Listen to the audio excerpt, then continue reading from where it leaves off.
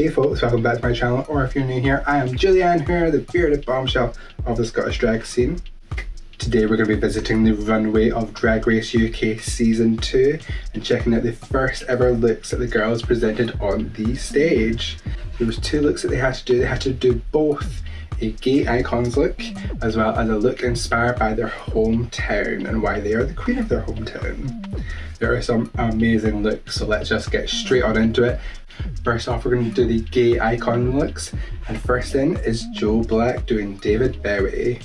Now, I don't agree with the judges in terms of like do one of the more recognisable looks, because if they did that, let's be honest, Joe would have been red for doing something that we've seen before. Let's be real. We've seen so many of the same David Bowie references over and over again, so I'm glad he kind of went for a different kind of route, and it's a clear look. It's inspired by a direct look that he wore, so I don't understand the critique that much. My problem is I've said this before, I've said it again, pads. If you're gonna wear a gown like this, cinch in and pad. Maybe it's just my preference. I think I kind of maybe a bit of a traditionalist on that, and that you kind of should be given silhouette, but like just those gowns do so much better when they are done like that. I still think it's a great look, and absolutely is a head-to-toe piece where you can clearly see the Bowie references. So I'm giving this a gag. And then next we have is Estina Mandela wearing this Naomi Campbell inspired look from the Valentino. I believe it was a 2019 haute couture collection where she closed the show, and it was such a stunning look, and it really is an authentic recreation of the original. You can tell it's a little bit cheaper, especially in the mesh, you know. There's clearly like a price drop kind of when you order and when you get it kind of thing, but I still absolutely love the look. Although the one thing that really annoyed me just was seeing when she turned around and in the ponytail it was like a brown hair bubble. What the fuck? Get a ponytail wrap around that. Oh my god. And it just made the bundle really nice and thick as well. Could have done it with a bit more oomph, but otherwise this look, it's still a gag. Giving us a Wuthering Heights absolute fantasy next in is Ginny Lemon as of course Kate Bush, and this is pretty much the exact look that Kate Bush wore in the Wuthering Heights video. Like, it is so like for like, it's very impressive. And honestly, it was more of a performance than anything else. You can clearly tell that Ginny loves being on stage and doing her own kooky thing, doing her spin on drag, and I absolutely loved it. And hands down, this is a gag. Next in we have is Tia Coffey doing Alan Turing, which is, I love the idea of doing something so strange and so out of the box for what a UK gay icon would be, and he's totally one of them. But I think it's just such a difficult one to do on the runway. Like, I like the idea of the binary being spelling out love on the jacket and the suit, but it just was a bad look. It wasn't drag, it was just, you got a suit printed and you put a wig on and makeup. Like, it's not anything particularly special. So unfortunately, Tia girl, it's a hag. Representing royalty, we have is Bimini Bon Boulash as Princess Julia. What a great idea to do for a gay icon. Princess Julia has such crazy style that's really authentic to her. It's so unique, and she's really shaped the London club scene. And it's so disappointing to see Bimini do this look when there's so many options and ways she could have executed this look. Now, she chose a particular outfit that Princess Julia wore, and it's just, again, it's one of the things, buy it online and once it arrives it's two totally different things. There could have been more shape to this, there could have been at least more layers. She could have draped the tartan off the jacket coming say out of the pocket square to give it a bit more drama. Like, there should have been maybe more flair to the trousers, or like sewn them in, gave them gathers. Like, there's so many things that Bimini could have done to make this look so much more stunning. Girl, it was a hag. Next in is our Glasgow Queen, Lawrence Chaney, doing Diana Rigg. And I think not many people will realise who that is by the name of the person, but Diana Rigg is the woman who played, I can't remember the character, but in Game of Thrones it's Marjorie Tyrell's grandmother or mother, I can't quite remember, the Queen of Thorns, basically, I think. So I think most modern audiences will know her from that. Of course, she was in a hit show called The Avengers many moons ago, past our time, that's for sure, or at least my time. I won't speak for you. And this was such an authentic, direct look, you know, that was so clearly what Diana wore in a show. There's an exact picture with a chain. It would also fit Lawrence so incredibly well. I know Lawrence makes a lot of her clothes. I don't know if she made this one in particular, but she knows her body so incredibly well. It just like snug in and out at all the right places. And this is what I mean by pads. If you're gonna do something form fitting, just do it right. Like, come on. Lawrence, you had me gagging. Next up we have is Cherry Valentine, and when I first heard this theme, I was thinking, who would I do if I was on the show? And the first one that came to mind, probably always comes to mind, is Freddie Mercury. And so I love that Cherry did this, and we've seen a Freddie Mercury look done by Patty Pam Pam on Drag Race Holland, where they had to do a Queen look and many different references, and that look was stunning. And then this in comparison is just a little disappointing, unfortunately. Cherry, I think it's a difficult look to really vamp up. It's from the I Want to Break Free video, I believe, and really you could get these pieces in any high street store. A pink tank top, a black leather or PVC skirt, you know. Yeah, she glitzed up the Hoover, the vacuum, but for me it just wasn't enough. The hair looked gorgeous, and I love how she had the moustache on, gender bending to the best of its ability, but it was kind of disappointing, unfortunately. And Cherry, I had to give you a hag.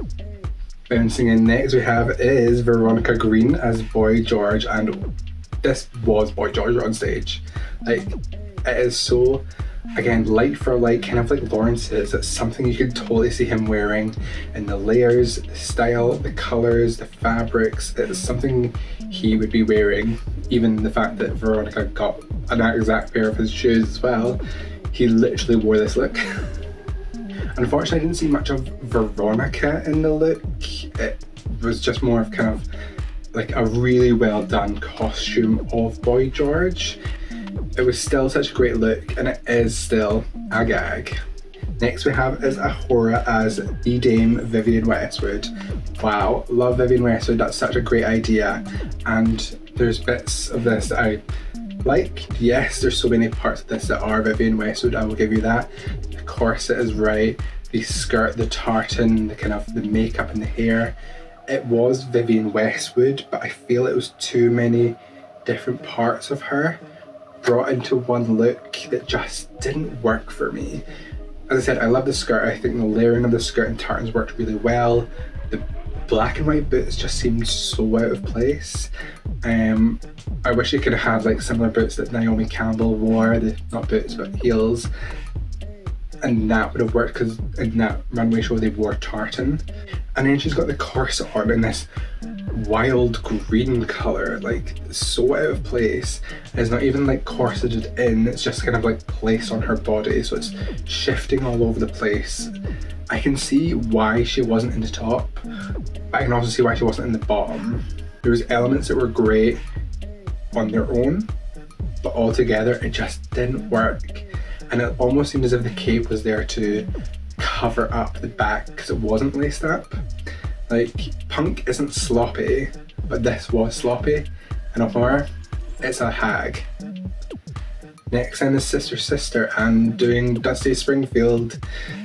I was falling asleep at this look. It was so, it's another person that's really difficult to do. Yeah, like she's not very out there, and it's a very plain dress. It had stones on it, and also Dusty Springfield is blonde, not brunette. I tried even searching for a brunette picture of her, and I could not find one at all. So I don't know why she didn't go blonde and had kind of a more kind of 60s vibe, and like they were saying, maybe go kind of Lady Bunny way with it. Oof, girl. Hag. Next in is our Dundee Queen, Ellie Diamond, doing Lily Savage, and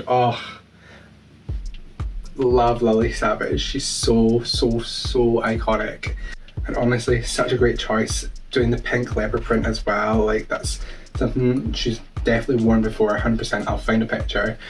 And the overall style is definitely right, but made kind of more in as Ellie Diamond. So it's kind of the split between where we've got Veronica is doing a character so incredibly well, but too well and losing herself in it. Whereas I think Ellie's gone the opposite direction. She's taken the character and maybe gone a bit too Ellie with it. I kind of wanted it to be a bit more grungy when I heard Lily Savage. I thought it was just a little bit too polished.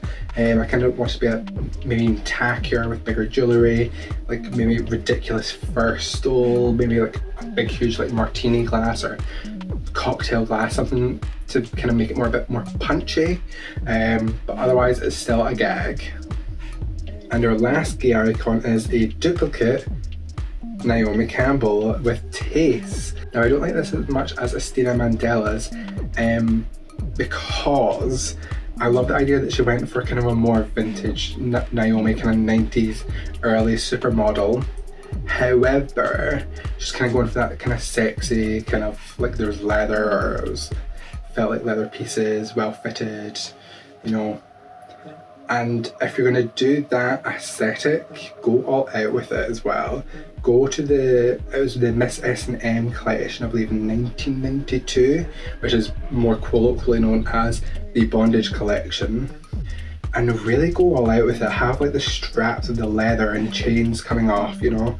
This was, in comparison, very boring and not very Naomi. It gave the Naomi vibe, but she didn't sell Naomi, you know, she didn't bring Naomi to the runway.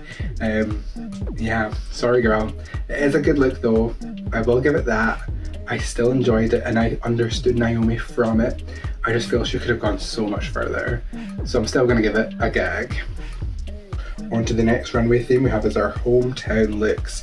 And first up we have is Joe Black, and he tried to do the Brighton Pavilion. Now if you know, the Brighton Pavilion is all white outside. Of course it does have some colour inside, and Joe particularly referenced one room that he put on his Instagram from inside the Brighton Pavilion.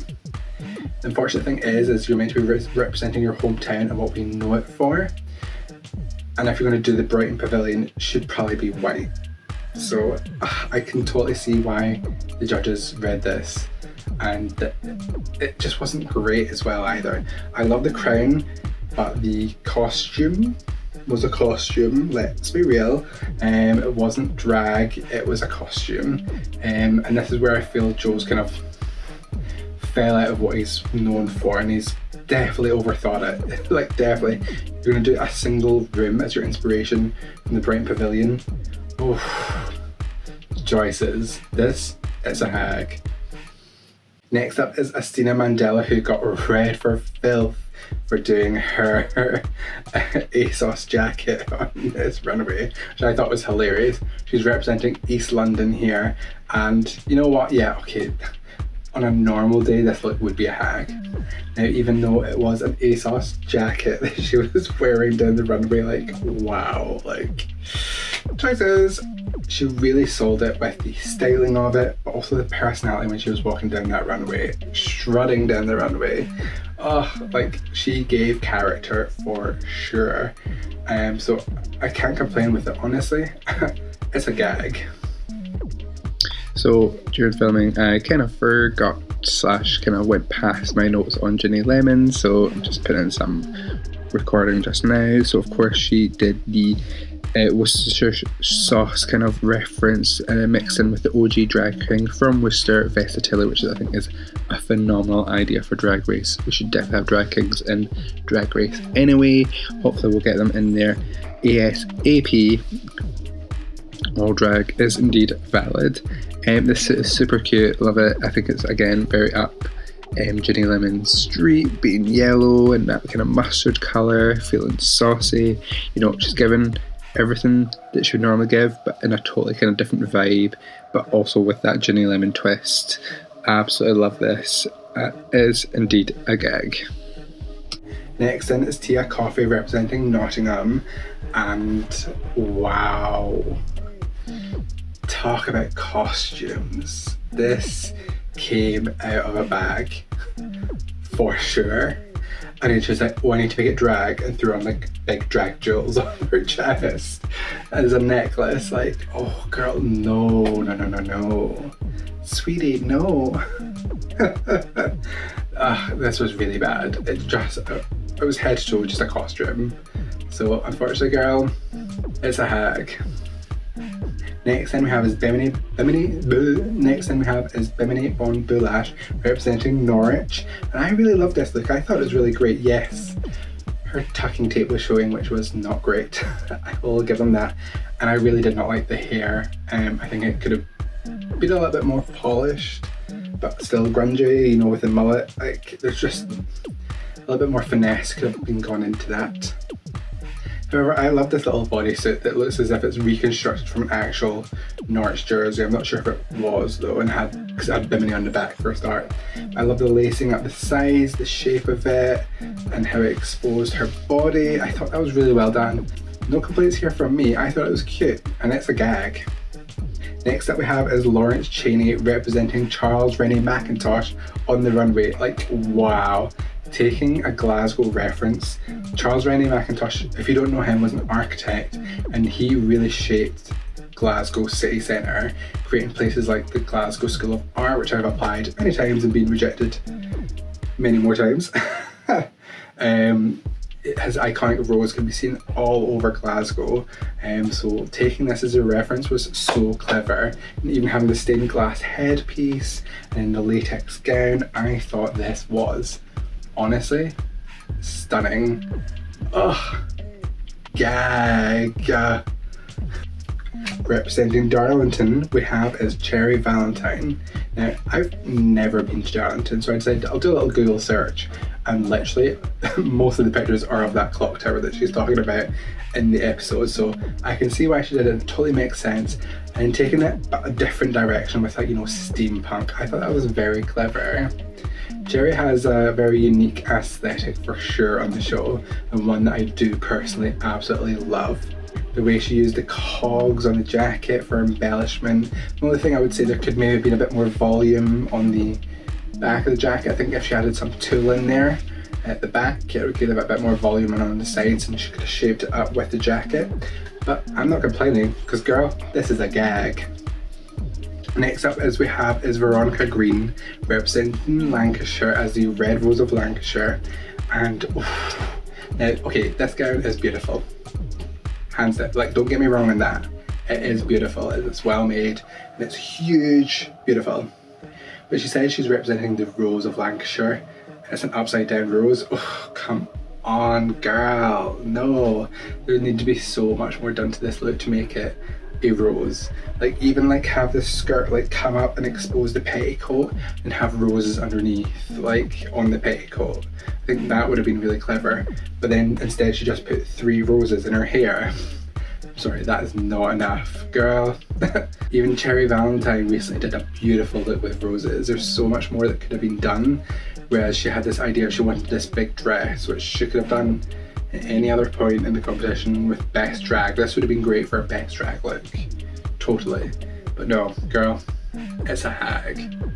Now, I hate to compare queens, and next up we have is a Hoore, also representing Nottingham, and also went for this Robin Hood look.